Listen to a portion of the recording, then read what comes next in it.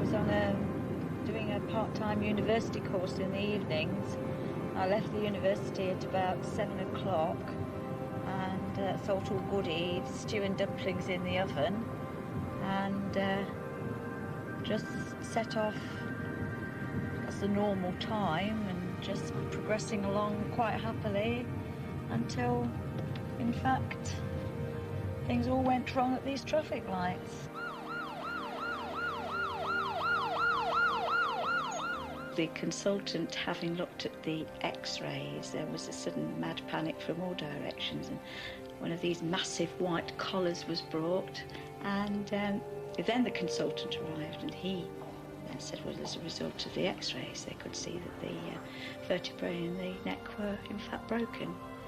And I was waiting to go into the operating theatre. I suddenly realised that I was in fact not still lying on the bed, but I'd moved to being above the bed. I was on the ceiling, but looking down upon myself. I suddenly started to progress down a tunnel. As I passed down through the dark part, it then became suddenly golden towards the end, and I suddenly emerged into this absolutely beautiful garden. It was a beautiful symmetrical garden. It had a path down the middle, beautiful, fairly narrow lawns, herbaceous borders with small plants at the bottom going up to the larger plants, and then 2 rows of conifer trees going along the whole side. There's a little fence in the front, a little white fence, and a small white gate.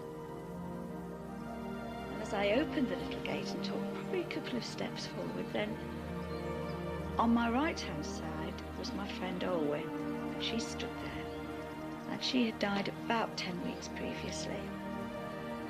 I wasn't at all surprised to see her. She said, it's a super place here, and I said, yeah, I can see that, you know. She also had a beautiful garden herself, and we spent a lot of time in gardens, I think, together. And she said, you know, you're going to be really happy. I said, yeah, super. But then I left her. Why I left her, I don't know. And as I proceeded along the path, again on the right-hand side, stood my father. Now, he'd died 2 years previously.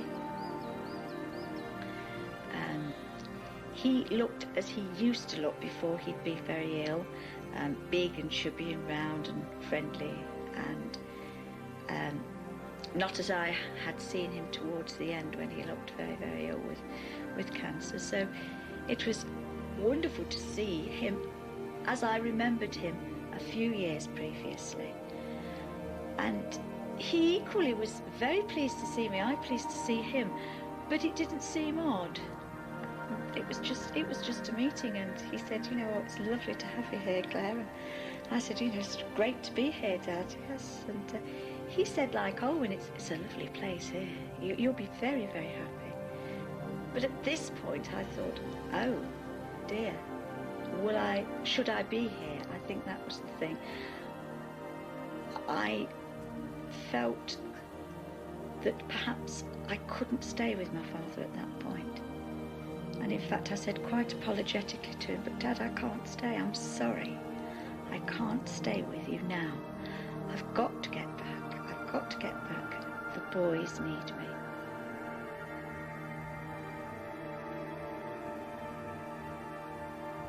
I immediately left everything, and I was immediately back in the bed, looking back up at the ceiling as I'd been before whatever happened had happened.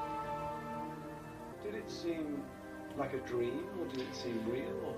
It certainly seemed real, because I've dreamt of both people on occasions before that and since, and never in any context remotely like what happened to me. That's why I would find it difficult to say yes, it was a dream. It didn't seem to be like a dream. It also made complete sense. So often when we wake up from a dream ourselves, if we think back about what we've been dreaming, we think about it and it is all pretty silly. The situations are silly. While you're dreaming, it's not silly, but when you wake up, it doesn't make any sense. But what happened to me actually made sense. I walked, I met people, I spoke to them, and that all made complete sense. And how are you feeling through all of this? Extremely happy. It was a wonderful experience. Quite delightful, really. Is this experience still very clear in your mind? Absolutely. It's exactly as if it happened 5 minutes ago. And when did it actually happen? 13 years ago last month. I think I value every day now. I think I value everything really that's happened to me since. I feel very grateful for the fact that I've been able to experience an extra 13 years that I might not have experienced, and see my own family grow up and various things that have happened, you know, to myself and my friends, and I have valued each day, I think, far more than we probably do normally. We just take it, oh, it's a day, it's Wednesday, that's it, you know. But now I do think I value each day.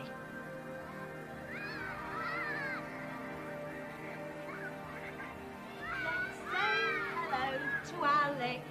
Let's say hello to Alex. Let's say hello to Alex. I feel very fortunate that I'm a person who can have a job that is enjoyable every day. That I wake up in the morning and I think, well, this is going to be a good day. I don't think, oh dear, I'm going out to work. I think we might just say good morning, Cal. Oh, yeah. Diet boy, aren't you? Judy, hello.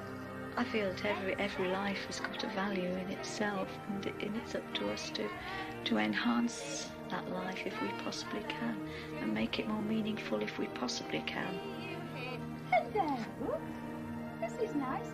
It's made me aware, I think, there is something more to life that we don't understand, and we maybe are not supposed to understand either. That's how I see it. I'm a big girl.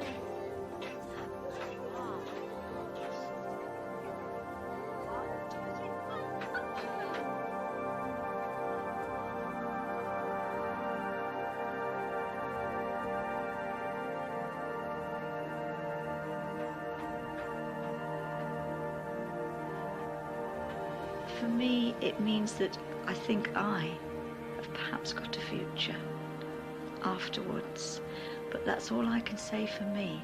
I can't say that it means anything for anybody else. I think I've had that experience, and I think I've been a very, very fortunate person to have it. Very fortunate indeed.